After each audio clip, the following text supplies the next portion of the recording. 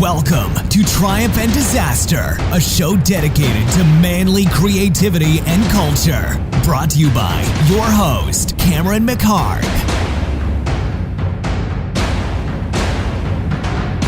Hey guys, it's Cameron McHarg, and I have a really cool episode with German director Marcus Nispel this week. And if you don't know who he is, he remade the Texas Chainsaw Massacre a while back, and then went on to remake the Conan the Barbarian movie. And most recently has a horror movie out called Exeter, which he wrote and directed. It's out on Netflix right now. And he started huge music videos back in the big MTV days with everything huge.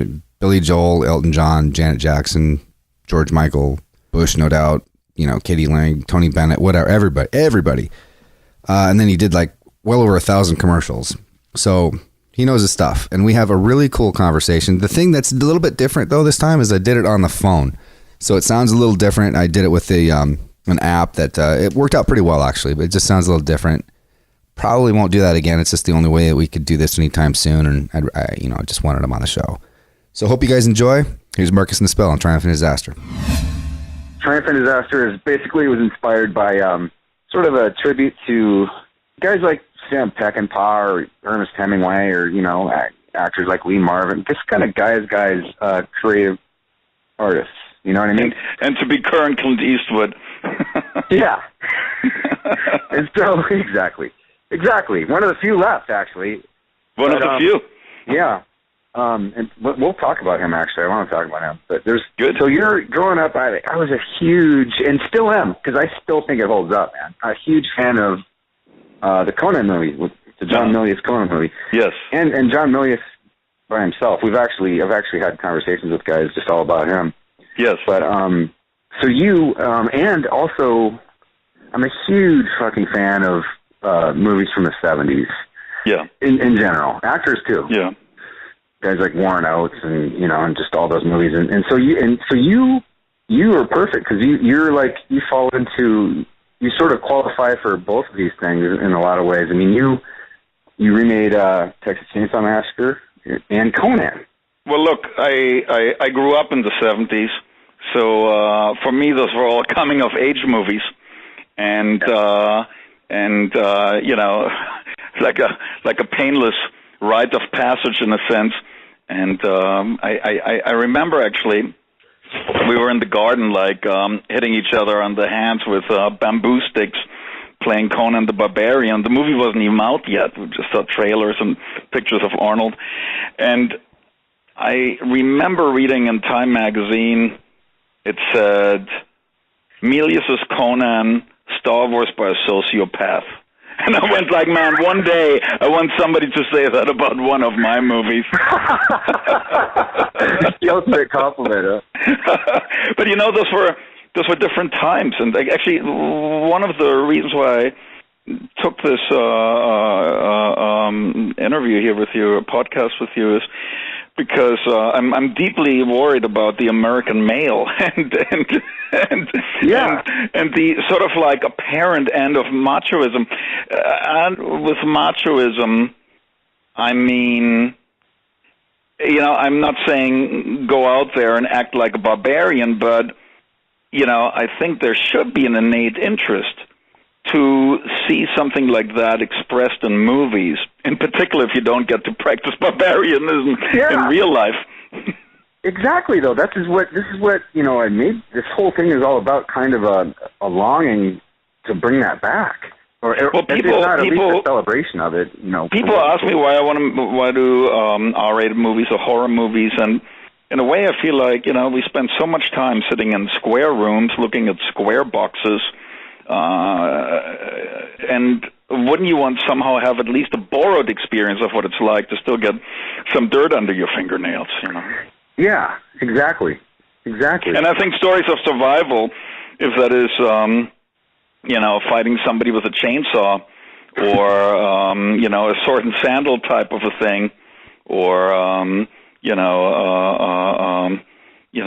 standing up against Vikings, all that stuff sort of like, is at least, it was my rite of passage. I come from a very, very polite suburb in Germany, so, and I live a very politically correct life. But when I go to the movies, I kind of like like to see something that I'm not prone to engage in myself. So that's what draws me to it.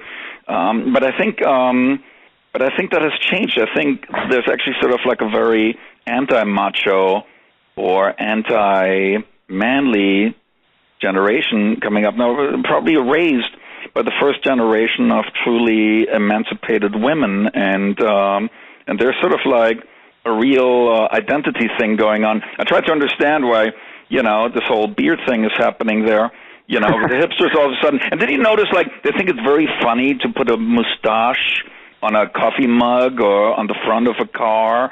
I think that is all sort of connected, It's like, what is like our last vestige of manliness, and even if it just lives in jest, Yeah, it's like an ironic kind of thing, ironically. But you sport a huge beard yourself. Yeah, I think I'm a far cry from a hipster. I'm the granddaddy of hipsterdom, probably. But you said something about emancipated women, and being raised by them, that sort of thing. The thing with that is, though, is I don't see why. I mean, that's a good thing. I just don't see why natural tendencies towards masculinity, and this is a whole political argument. I don't want to make it that, but I don't see why that needs to be sort of put down. No, well, I didn't come up with this. I read one of the actresses I worked on Texas Chainsaw Massacre gave me a book as a gift, and the book was called Women, Chainsaws, and the Men Who Make Those Movies. It was written by a staunch feminist who forced herself to watch these movies, to probably write, some indictment on them. And she came back and she said, you know what, I was wrong. It's actually the last place, the only place in film where an unknown actress can become a star, where she can exert herself, where she can transform herself from a pixie into a strong woman, right? Right. But she said another thing, and I thought it was really interesting. She went through the different genres, and of course they all differ slightly, but she says many of them, if not all of them, ever since Psycho, deals with the gender identity crisis of the new American male. And I got very interested, and I read on it, and she says, like, if you look at it, it starts with a woman that becomes, almost male in her behavior. She starts as a pixie, and she becomes this formidable, almost masculine figure, while the male, the villain, transforms himself into a female. And she says, for example, in Psycho, you see Anthony Perkins at the end as the mother, right? Right. The mother. Right. In Silence of the Lambs, it's Buffalo Bill. In Alien, where, Sigourney Weaver is facing this monster, she starts as sort of like the underling in all of that. I mean, it's an emancipation movie, and the monster at the end is the bitch, right? From an almost phallic appearance, into something very female. Now, I don't want to make too much out of it, but, there's this switch sort of going on, and I think that's interesting to watch. Now, on the other hand, when I'm not, making splatter flicks, I do commercials. And you've done a share of those, right? And I think what's interesting there, if you watch them, and it makes sense as the woman is doing most of the shopping, she's always sort of like the smart one. The guy's always sort of a goof. He's sort of like a loser. Right. Especially that's the dad thing that's been going on for a long time now. Kind of like the Homer Simpson sort of archetype. Yeah, it really gets on my balls. I really, really don't like that. And maybe it never bugged me till I started to raise two sons, and they're watching this as a role model. Now, I'm not saying Conan should be their role model, but, to automatically be the butt of the jokes, is not sitting well with me either. Yeah, that's really fucking interesting, man, that you mentioned all this. And I was brought up in you mentioned you were brought up in like a really nice suburban household. And, my folks, I was brought up in a really sort of, I guess you can call it progressive today. Like, they wouldn't let me play with toy guns and that kind of thing. Yeah, same in Germany. That was very much frowned upon, Yeah, well, of course. Nationwide, I'm assuming. I mean, as opposed to the culture that we have here, but I was brought up in that sort of household, but naturally I was really, really drawn towards it as a kid. And it wasn't, it wasn't how I was raised, Yeah. There's something there, and I think that just needs to be recognized. It doesn't, there's something about trying to push that down that comes out the wrong way in the other end somehow, Well, And you mentioned also, go ahead. Yeah, when I did Pathfinder, it was very much like, I mean, every movie I make is sort of the movie I make for the 16-year-old in me, right? When I watched the first movie, it kind of like impressed me. And actually, I did Pathfinder, of course, before Conan, and really came out of my desire to make a Conan movie. And even though it's somewhat of a remake, it's not much of a remake if you really look at the original. What I was interested in was actually to make a movie that kind of like reflected, a lot of how I feel. Anyway, it's a real immigrant story, right? Somebody winds up in the new world, and the politics of his forefathers start to catch up with him. It's kind of like the equivalent of, a German winding up in America and working in an industry that is very, very much a Jewish industry, if you may, in the film business, right? And what if suddenly you recognize traces of fascism, traces of neo-Nazis in this country? What are you going to do? What are you going to do after you ask yourself, why did my parents not do anything? How much longer am I going to do commercials and, polish the brass on the Titanic while it's all going down, right? When I see something like Trump or something that I don't agree with, right? And so I kind of packed this all into the movie, and it's sort of there as a subtext, and you get it, you don't get it, you don't. But, all great stories, all movies is in the end about conflict. Anyway, Mike Medavoy, who was my production partner at the time, he asked me, who would you want to write this? And I said, I really, really would love to work with John Milius. I mean, anything that he does, anything that he writes, I would direct. He says, well, he directs a lot himself now, but, why don't I put you guys together? And I got to meet the great John Milius. And it was a revelation. So, you got to talk about that, because it's not the first time that he's been talked about on this show. So. Oh, I'm sure. How can you have a show like yours and not talk about Milius? And he was getting involved with a movie of his own at that time, and he wanted to do it. And he sat down with me and he says, look, I only give you one good piece of advice. He says, whatever you do, don't let your hero ponder. Holy shit. No introspection, just action. Yes, don't let him ponder. Don't let him sit there and say, who am I? That's it. That's hilarious. Did you have, I'm really dying to, I always have this thought because, with these movies both had, obviously big impacts on us both when we were young. Was it intimidating for you? Was it what? Did you have was it intimidating at all? Did you have a certain sense of responsibility? Well, I'm a man without any sense for responsibility, obviously.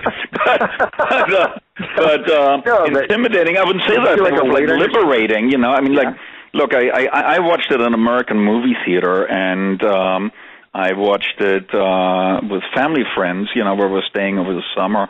And I remember when I went to visit them, my mom gave them sort of like a rule book about when I should be in bed and that I should do a little bit of my reading. And they tore this apart the moment I arrived. So America for me was always this is where you go if you want to run wild, and our idea of running wild was as polite as going to the movie theaters and watching R-rated movies, right? And you would see that. And you know what? You would take this with you, and you would act it out in the treehouse and in the sandbox. And like I said, you beat the shit out of each other with bamboo sticks in the garden. Right. to me, that is what makes movies great. What makes them go into our DNA is if we want to live that, if we want to be that guy and act it out in the garden. I still, absolutely, love looking at action figures. We know each other through Facebook, and you see I post that kind of stuff all the time. If you want to play that, if you want to be that guy for Halloween, if you want to watch all these remakes, get the comic book version and whatnot, then I think as a filmmaker you achieved your goal. I remember. I'm sorry, just saying that. I just brought back a memory that not to get off course. But when I was a kid, my best friend and I were pretending like we were like Bruce Lee watching movies. We're jumping around on his parents' bed so we can like catch big air and kick at each other and stuff. Right. And he kicked two of my teeth out, two of my first teeth. They're baby teeth. But we just laughed and just kept playing. Well, it's funny you would say that while you were talking. I was thinking like the movie that really articulates all that is Fight Club, Yeah, that's right. Oh, well, yeah, I was far beyond, before that. But yeah, just the way that that you act that out, and you were probably so fucking numb, from your parents and your teachers and whatever. Probably. You needed to see blood to get back in touch, with your nature. Yeah, that's very Fight Club for an 8-year-old. Yeah. But do you think, it's really interesting you're talking about all this, sort of mythological kind of stuff and union stuff and other psychological themes that maybe we're not even aware of, but, for an American, the mythology in America, it would be a Western, right? For a guy, it would be a Western, which is very much like the American kind of samurai or, sort of the independent, loner, free, self-reliant kind of thing. And that's something that lives very, very strongly probably in the back of our collective psyche here. And this is just a curiosity, just a thought that I had while you were talking with, your Viking movies and Conan and this sort of thing. I wonder if that's was that part of being from Germany, sort of a mythology that sort of lingers in the back of your mind? Well, maybe. Look, I mean, Viking movies have been sort of like stepchildren in Germany as well as in America. I don't think a really good one has been made yet, and I include besides maybe Valhalla Rising, if you can buy into it wholeheartedly as far as the story goes. And I really like that. And the protagonist goes. But yeah, it had the feel a Viking movie should have, right? I went a more graphic novel kind of a route, but I don't liken them to the American Western, which I really, to tell you the truth, don't like all that much. There may be 3 Westerns that I like, and all the rest to me reminds me more of the German Heimat film, the mountain climber epic. Oh, right. Usually pretty nationalistic, pretty saccharine, overly romanticized. I mean, just listen to the score of High Noon. It makes me want to puke, right?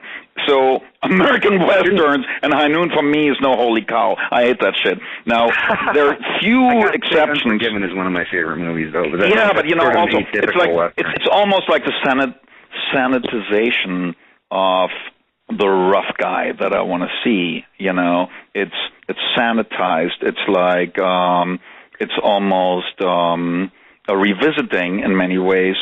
The Westerns I like is I actually think of one of the few really good Westerns that I enjoyed is Heaven's Gate, the movie that everybody's like poo-pooing. And, Heaven's Gate, yeah, great. Yeah, I like McCabe and Miller, My favorite is Dirty Little Billy. And then the mountain men kind of movies that I really like, Jeremiah Johnson and Man in the Wilderness, which sort of really should get credit by now as the original to The Revenant, I mean, it follows it almost beat by beat. So I think the Mountain Man story is what I'm much more... So obviously, when I met with Milius, that's all we talked about. And man, is this guy fluent, on history, right? I mean, we both have a huge passion for Custer's Last Stand, Little Big Horn, And we were actually talking about doing a script on that. He was super excited about it. He knows every detail about how that battle looked like. And we wanted to make it like a Black Hawk Down, 2 hours, real time. You know, that's roughly how long it took. Holy shit, that would be so fucking amazing, man. Yeah. Is that still alive in the background at all? Or? Well, Milius is not well, you know. Yeah, but you see, you know, I don't know modern warfare, but watching Black Hawk Down for a moment, I think for 2 hours, I feel I was there and I got a sense of it. I haven't been to Vietnam, but for 2 hours watching Apocalypse Now, I feel I was there. You know, I don't believe in the devil, but for 2 hours watching The Exorcist, I feel I believe in the devil. You know, so there's only a handful of movies that takes you there, and they're usually very, very primal experiences, and I think that's why I gravitate towards the material I'm doing.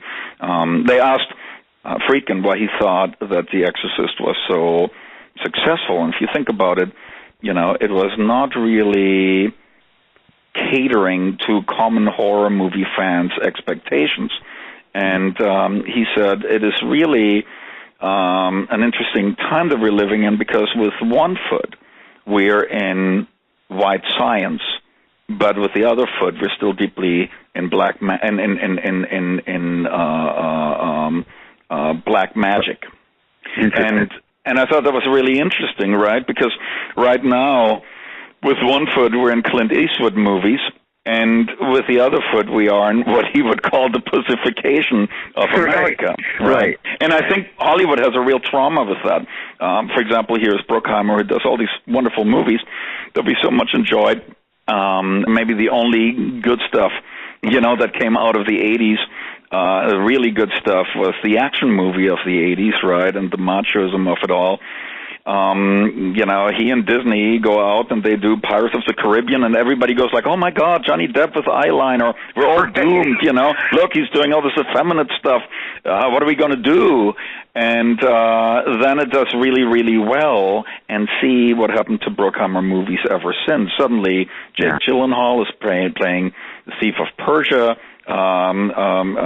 You have a whole new, you know, group of actors. What's the guy from Drive? Ryan Gosling. He's from the Disney Channel, for crying out loud. Right? I know. So a funny thing happens. I have all these guys on Facebook. So I look like, you know, how could I categorize, you know, all these people that friend me? And they fall essentially into 3-4 groups, right? Well, they're the personal friends that I grew up with and whatnot. Then they're like the fans of my movies, and then you know, people that I know from commercials or music videos. And then all of a sudden, these guys started to friend me, and they're all like bodybuilding, and they're well lubed, and they're talking to each other like, we're going for cut now, and I'm doing this protein mix. It's really funny to watch. And I go like, you know, and they're posing, and I go like, why am I on their friend list? Who's this group? A huge group. And I found out, because of movies I've done, I'm sort of like the last refuge for machoism, in a way, at least on social media. Yeah, it's very interesting. And they're actively talking, and sometimes I listen in on the strings, right, and read along, and they go like, what's with this Jake Gyllenhaal guy? What's with Ryan Gosling, you know, in Drive that used to go to Schwarzenegger or to Stallone? And they're right. Yeah. There's a new image about, you know, the new star for testosterone-fueled movies, and he's not that muscle guy anymore, because I think the muscle guy is just not relatable for somebody who spends all day long in front of the computer. I think it's a real sort of geek machoism, you know, that's really personified in this whole hipsterdom, but that you really also see reflecting in movies and how our new heroes look like. You know, probably Neo in The Matrix was sort of like the first guy. You know, it wasn't Harrison Ford. You know, right. I see. I know exactly what you're saying. I mean, Keanu Reeves, the guy was from Bill and Ted, Most Excellent Adventures. How did he wind up in that movie, right? By design. Yeah, you know, I and I'm not trying to say anything bad about anybody. It's not my point. I'm not saying, please, that's no indictment. I'm just observing. You know? Right, no, exactly. When Drive came out, that was my criticism. I was like, is he trying to be the new Steve McQueen or something? It just doesn't work for me. I don't buy it. And a lot of people got really upset with me about it. I think Ryan Gosling's a great actor, but I didn't think that I didn't buy him as a tough guy. Well, Steve McQueen did not come of age on the Disney Channel. That much is certain, right? And even if guys like Steve McQueen exist somewhere, and I bet they do, I don't know that they would be wanted right now in an environment where everybody wants everybody to be everything for everyone. That's interesting that you say that. I wanted to ask you what you thought about that specific kind of thing, because you just don't see that. You don't see Steve McQueen's that often. And another thing that I'm curious what you think of related to that is sometimes you do, or sometimes you see an attempt at it, but they're almost never American. Mm-hmm. And I don't know what that is, because that used to be kind of the opposite. And I don't know if when you talk about this sort of pussification process, mm-hmm. do you see that across the whole kind of Western world, or you just sort of see it just here? Well, I think our combined consciousness is sort of shifting, right, all the time. I read something about Robert Redford once, and Robert Redford was like a strong departure for me from, let's say, Paul Newman, who already was around before him, and I don't know, actors like Steve McQueen or mm-hmm. Robert Stack. I don't know what made me think of him right now, but there were these sort of like manly figures before Robert Redford came along. Robert Redford somehow always struck me as slightly different from them, and I really like him. And it said, I read an article, almost like a eulogy, terrible, but they were looking back at his career, and the writer said, talking very positively about him, said Robert Redford was throughout his movies an unusual blend of good looks and uncertainty.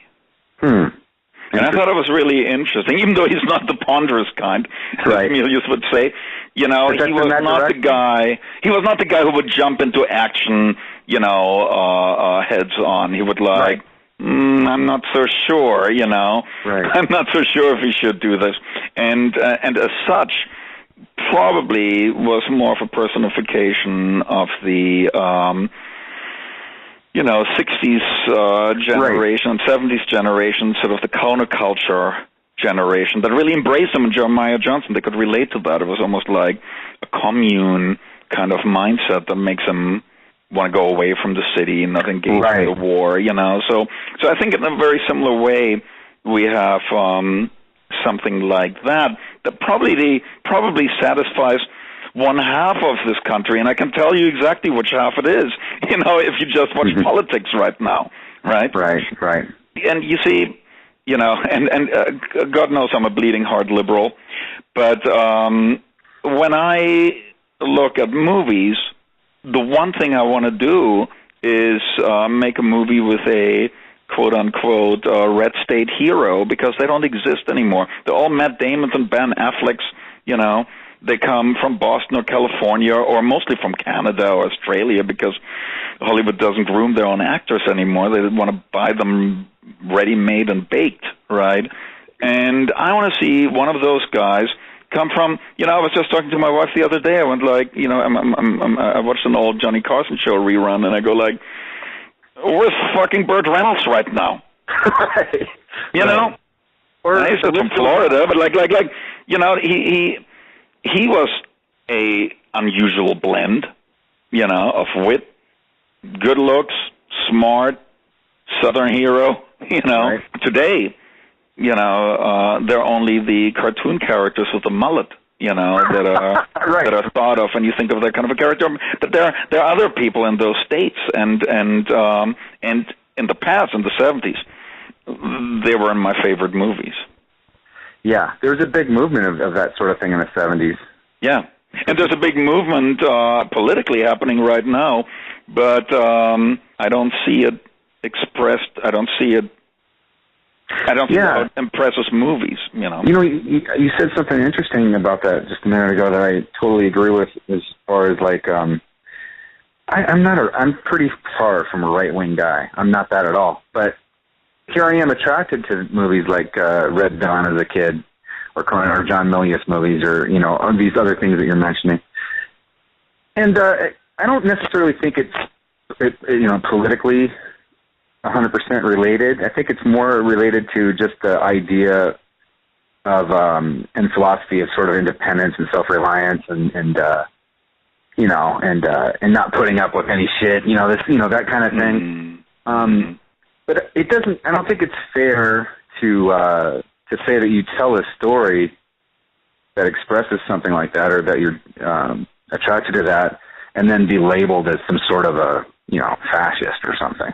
I don't think that's necessary. I think that they're kind of exclusive. But I think in this endless desire to make everything for everyone, there are certain movies, and you go like, wow, like Battle Royale. Could not be done for the longest way. I mean, for crying out loud, it got released at the first time possibly. I think the week Columbine happened, and they just stopped it, or was it supposed to be released the week after? And yet it deals with the unspeakable, teen violence. Mm-hmm. I think a movie that has been really, really disregarded in this whole dialogue is the movie If. And, this is important stuff to deal with. And how does Hollywood deal with it? They do the Hunger Games. See, now they can stomach it. Now that it's sort of like palazzo kitschy, a little bit goofy, a little bit fun, colorful. Now it's not real, It's actually interesting, come to think of it. The Warriors, was conceived.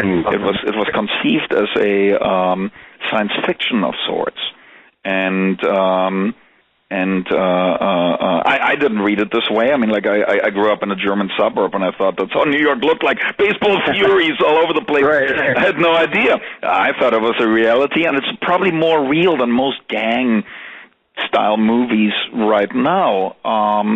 I think that's a really interesting movie as it deals, with gangs. I don't see that much anymore, and they exist, but not in Hollywood. Yeah, this idea of trying to be everything for everybody and make everybody happy in this, it's sort of, I think it's related to this culture of likes. I think it's directly related to that, where everybody is trying to be like everybody else, doing the duck face, peace sign, Instagram pictures, and trying to get likes, trying to be the same as rather than really trying to do something different and have a little bit of balls and say something. But look, I'm talking about the emancipation of men here. It used to be about the emancipation of women, right? And nobody loves a kick-ass chick more than me. Sure. Alien. All these movies. I think they were as relatable to me as they were for a woman, and that's why they work. And the new Road Warrior movie, the Mad Max movie as well. Absolutely.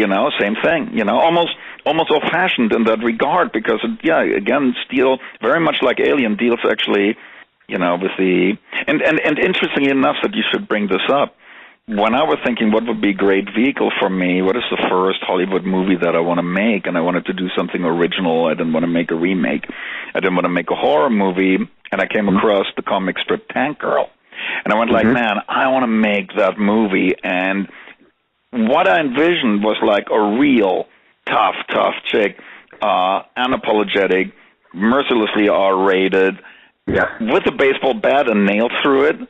Can I tell you what? I almost peed in my pants when I saw a Harlequin, in this, very much hated upon movie that just came out, and I went like, that was sort of the character, that I envisioned for it.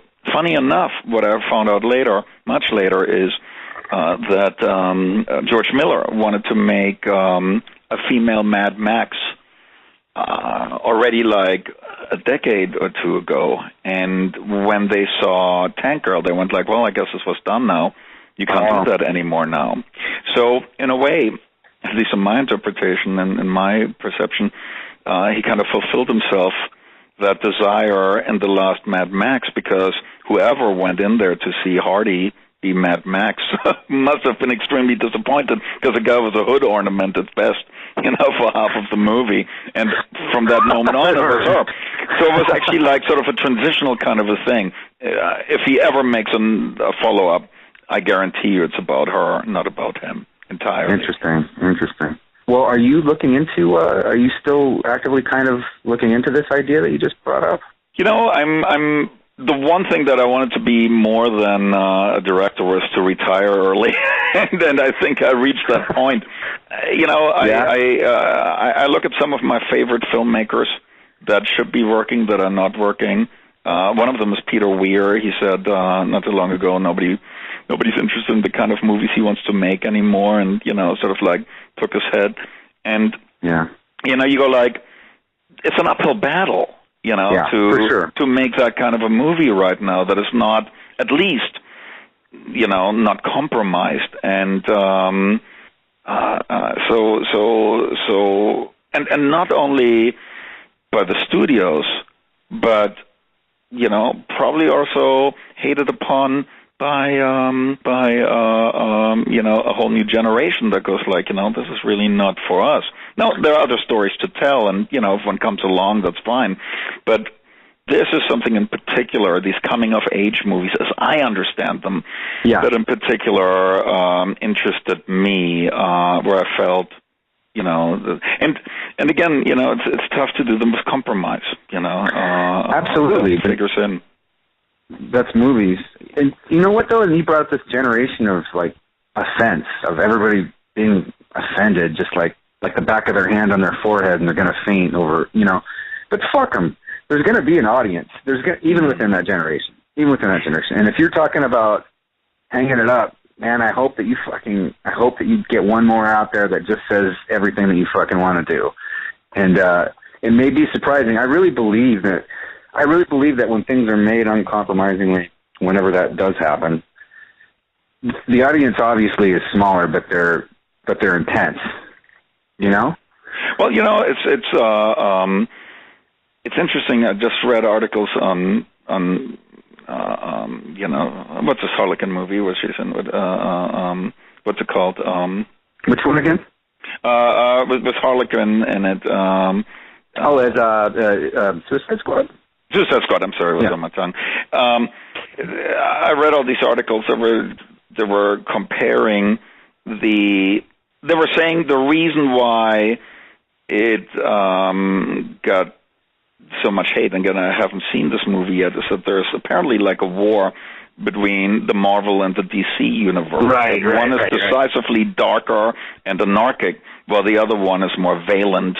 And I think that's how I also look at the Westerns. When you ask me about Westerns, a lot of them are very valent, and some others are very anarchic. I happen to like the anarchic ones. I always like the stuff that corrupts the genre. I will be probably remembered as somebody who started a remake craze. Really, what I like much more is corrupting the genre. Even though I wouldn't be interested in doing a Western per se, I'd be interested in corrupting it. I wouldn't want to do a superhero movie, but I would love to corrupt it. And whenever I see those efforts, they usually don't find great love, amongst the bloggers, sure, the modern day critics. You gotta expect that. Yeah, amongst the audiences, amongst the studios, Yeah. Well, you gotta expect that. So I guess if you're really going to do it, it needs to be sort of your intended swan song, I think. It looks like I'm looking for sympathy. Jesus Christ, not at all. If anything, no. I mean, I'm happy. I'm happy that I can afford to do this.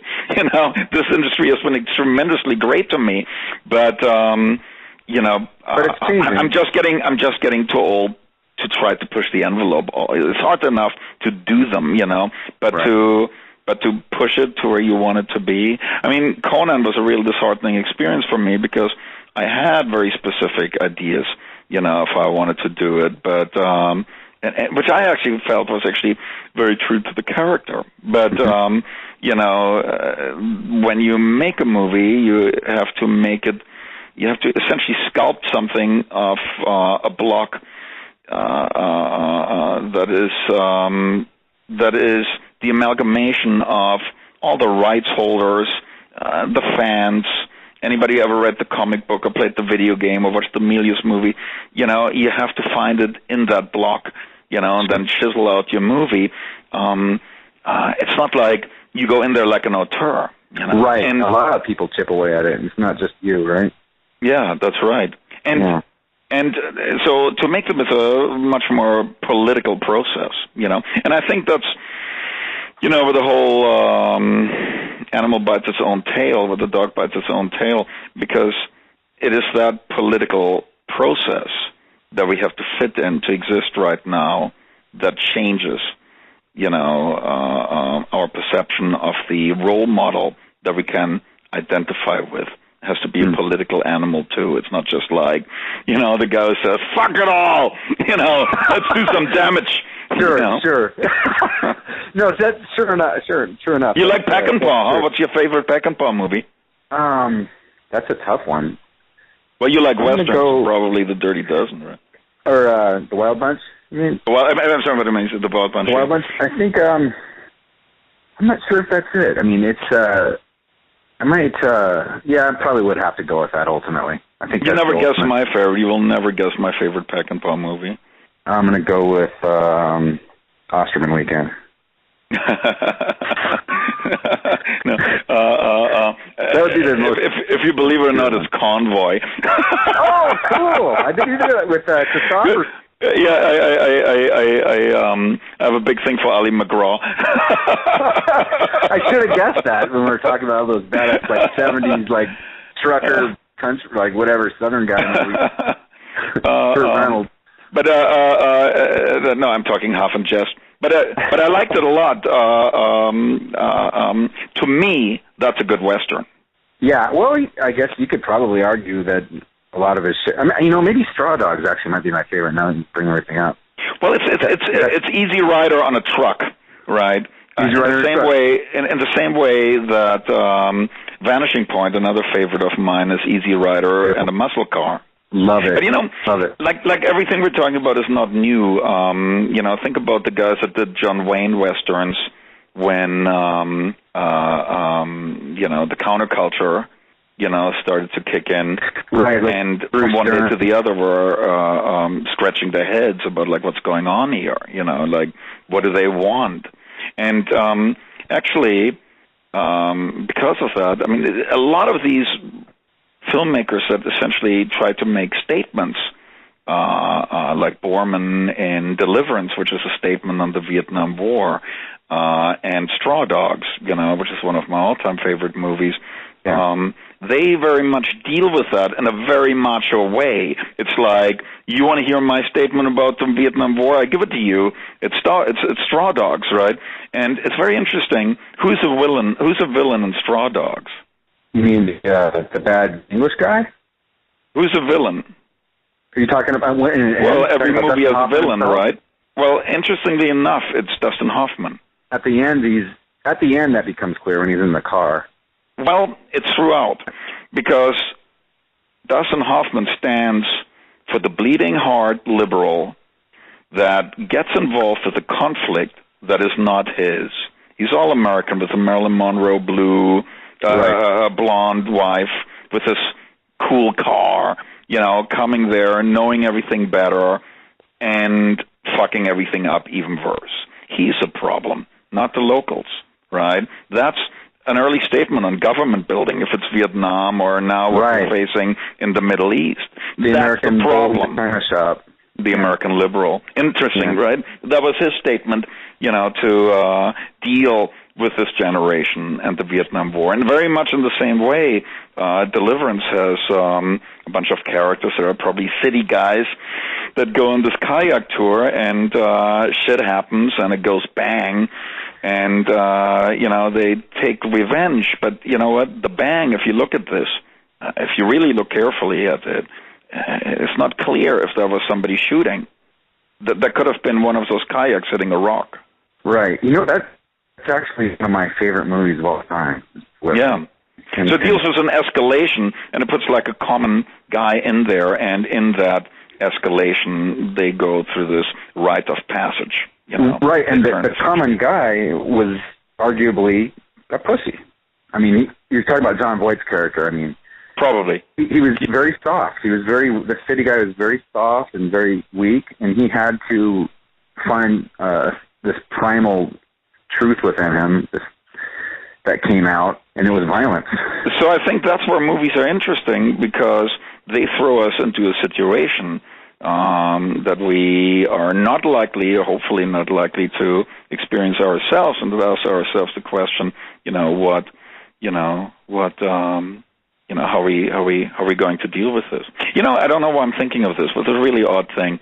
I once was prepping for a movie about SWAT teams, and I got to meet the real guys, and I have to think about it right now, because we talk about a lot about police violence right now, and what should police be entitled to do in their efforts, and what is frowned upon. And I'm actually cutting them a lot of slack, because you go like, man, if you're in the line of fire, if you're in a situation, who am I to judge, right, how things escalate, if that's war or, fighting something in an inner city. And while I was preparing for it, I was dealing with with some of these leaders of these SWAT programs, and I went to that police academy, that SWAT academy, where they actually shot the opening title for Charlie's Angels. I remember that. All right. So I'm talking to them, and I said, "What is SWAT means Special Weapons and Arms Techniques and Arm Techniques," and I go like, "What's an example of what it is that you're doing, and where's your workshop? And can I see that? Maybe that's something for the movie." And they said, "Well, there's not much to it." And they took me down to the basement, and there was a Black & Decker workmate. That was it. I thought it was something like in a Bond movie, like Q, that has like all these like fancy things. There was nothing, It was like very, very basic. And but they said they did invent some pretty amazing stuff. They for example, invented a thing called syncopated rifles. You know what that is? It's when, let's say, somebody is hijacking an airplane, and they're on a tarmac, and and we have that scene in the movie, and they bring in their snipers, and the snipers have different vantage points, and they know they have to take the guy out cold, so he doesn't have the chance to pull the trigger and shoot the captain in the cockpit, right? Now they have to calculate the curvature of the glass.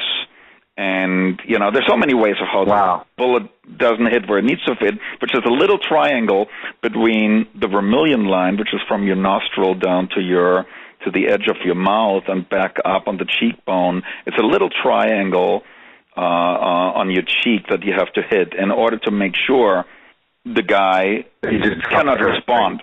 And if one of the 5 snipers doesn't hit that right away, the other stray bullets will alert, the shooter, and he will kill. So in any case, the syncopated rifle means the SWAT commander says fire over their headphones.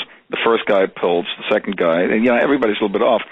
It doesn't fire till they all pull the trigger. Then it all fires at once. Oh, interesting. That's crazy. They do quite crafty things on the workmates. But they put me into a room, and they say, "Here's where we train our rookie officers." And the whole movie theater is full with rookie officers, and they all have these guns that are connected, with the wire, and they're watching what happens on the screen. And essentially, they know they're being tested. When are you going to pull the trigger, right? And there's a situation where you very much have to, and there's some others where you better don't. So in the movie that we're watching now, you're sitting in a movie theater with a gun, essentially. And what you're seeing is a guy walking towards a camera, and you hear yourself talk, and, the recording goes, "Stop right there, identify yourself." The guy keeps on walking. "I told you to stop stop or I will have to shoot. And the guy keeps on walking. There are railroad tracks in between, so he starts walking over the railroad tracks. Now he's reaching for his, waist pocket. So I'm pulling my trigger now, right?